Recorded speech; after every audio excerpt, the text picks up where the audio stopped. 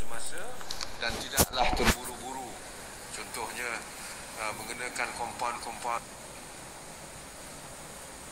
Baik, dan ini pula susulan kes kematian seorang tahanan A. Ganapati.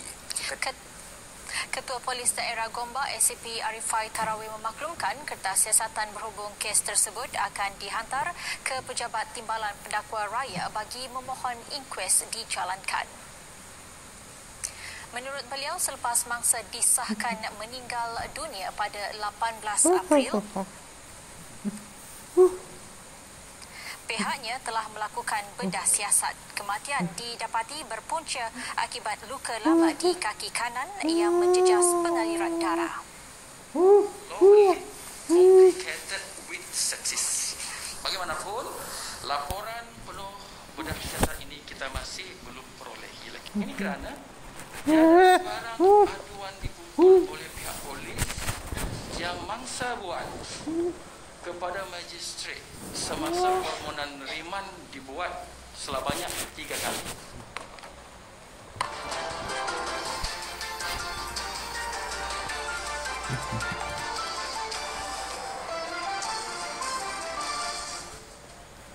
Seorang kanak-kanak perempuan berusia 3 tahun nyaris maut selepas ditimpa besi pagar yang tumbang. Bagaimanapun, Bella tidak mengalami cedera parah, sebaliknya hanya cedera ringan di dagunya. Kejadian berlaku di rumah datuknya di Hat Yai, Thailand. Seorang kanak-kanak lelaki berusia 9 tahun melambung ke udara selepas ditanduk seekor kerbau. Mangsa ditanduk beberapa kali sebelum tercampak ke bawah sebuah kereta. Kejadian yang berlaku di sebuah kawasan perumahan di daerah Fujian, China direkam kamera lintar tertutup. Ekoran ketakutan, kanak-kanak itu turut meminta maaf kepada kerbau berkenaan sebelum haiwan itu beredar. Terdahulu, kerbau yang sama dilaporkan menyerang 4 lagi penduduk yang kini masih dirawat di hospital. Kerbau itu yang dikatakan lari ke kawasan pergunungan sedang dicari pihak berkuasa. Sebuah rakaman video awan yang dikatakan mirip seperti kapal selam KRI Nanggala 402 yang tenggelam Rabu lalu menarik perhatian netizen di laman sosial. Ia dirakam berhampiran Denpasar, Bali dan dikongsi di laman Instagram Andrawan Ari. Menurut Andrawan, rakaman dibuat sekitar pukul 5 pagi ketika dia mahu merakam pemandangan matahari terbit. Kapal selam KRI Nanggala 402 milik Tentera Nasional Indonesia Angkatan Laut tenggelam di perairan Bali bersama 53 anak kapal.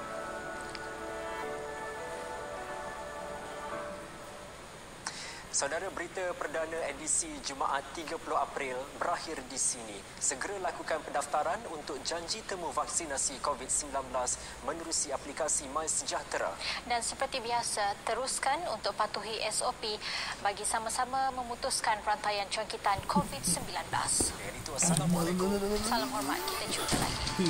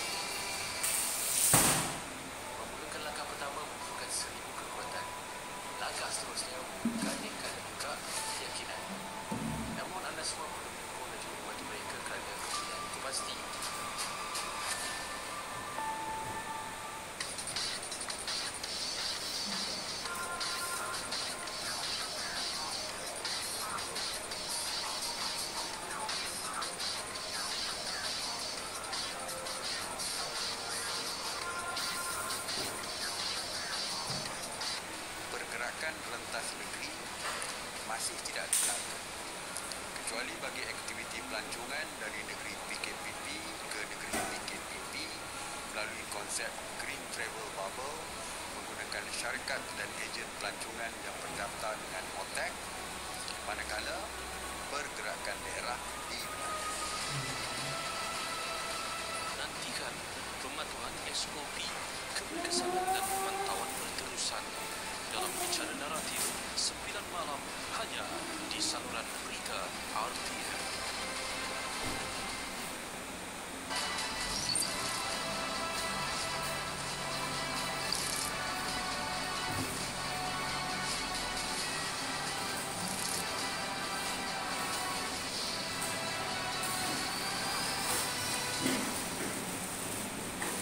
Assalamualaikum warahmatullahi wabarakatuh dan selamat malam serta selamat menjalani ibadah puasa umat Islam di negara ini. Alhamdulillah, seperti yang kita dapat saksikan tadi, kita masih lagi berada dalam perintah kawalan pergerakan bersyarat dan perintah kawalan pergerakan pemilihan, juga perintah kawalan pergerakan di apa yang kita telah sebutkan.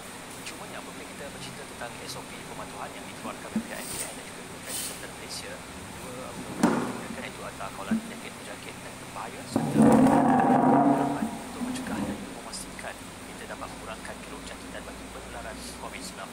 Apa yang penting, kita ingin menganalisis adakah rakyat mematuhi dan juga memberikan kerjasama penuh dalam pematuhan SOP untuk kita melandaikan jangkitan.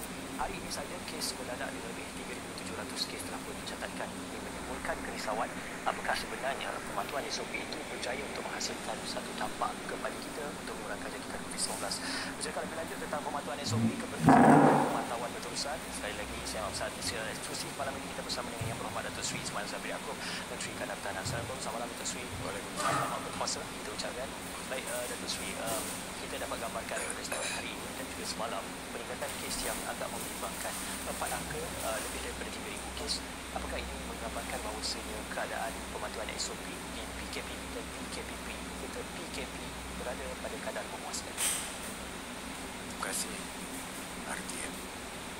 Sebenarnya pada peringkat awal penghujung tahun lepas, apabila kes kita telah menurun dengan begitu banyak, kita membuat kajian iaitu dilakukan oleh UiTM, membuat kajian pemantauan oleh rakyat kita. Ketika itu begitu baik sekali, lebih daripada 90% misalnya pemantauan berkaitan dengan muka.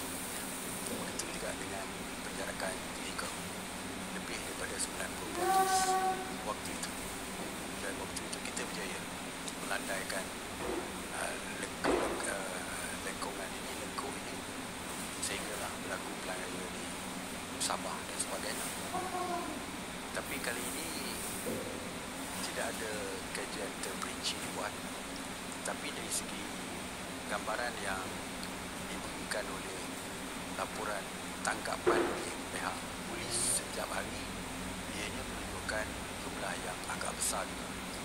Ya, dari segi tangkapan sama ada pelanggaran SOP dari segi menutup muka, penjarakan fizikal dan sebagainya masih lebih daripada 100 lebih 200 lebih satu hari itu perkara biasa berlaku setiap hari. Jadi mungkin kita sudah agak relax sikit apabila kes telah pun bertambah baik, apabila kelonggaran kita berikan begitu banyak, bukan saja daripada segi ekonomi tetapi juga dari segi sosial, sukan dan sebagainya telah pun kita buka agak meluas, walaupun masih lagi ada SOP tertentu. Jadi mungkin rakyat merasakan bahawa keadaan sudah pun baik dan tidak ada lagi COVID yang begitu serius seperti satu ketika dulu. Maka mungkin pematuhan itu semakin berkurangan. Ya, walaupun masih ramai secara keseluruhannya, memang secara majoritinya memang rakyat Malaysia masih patuh. Kalau kita tengok budaya kita yang baru ini adalah memakai tutup muka dan sebagainya, tetapi pelanggaran masih berlaku. Jadi itu mungkin salah satu daripada punca yang berlaku semula jangkitan, dan mungkin juga kes-kes lain turis yang dibawa daripada luar, walaupun bukan melibatkan warga asing, tapi mungkin warga kita yang pulang daripada luar dan sebagainya mungkin boleh juga membawa kepada jangkitan-jangkitan baru. Ya. Sebab itu yang digagaskan adalah untuk mematuhi setiap peraturan kuarantin telah pun ditetapkan sama ada kuarantin di tempat-tempat kuarantin ataupun kuarantin di rumah. Yang pentingnya adalah kita ingin menilai kepada Akta 342 dan juga ordinans darurat yang telah pun diproklamasikan ataupun yang telah pun diisytiharkan. Apakah kita sudah pun berpuas hati dengan setiap peraturan dan undang-undang yang digagaskan, dan adakah ia sudah mencukupi dalam mengekang penularan terbaru COVID-19? Ya, dari segi peraturan di bawah ordinans darurat sebenarnya ada satu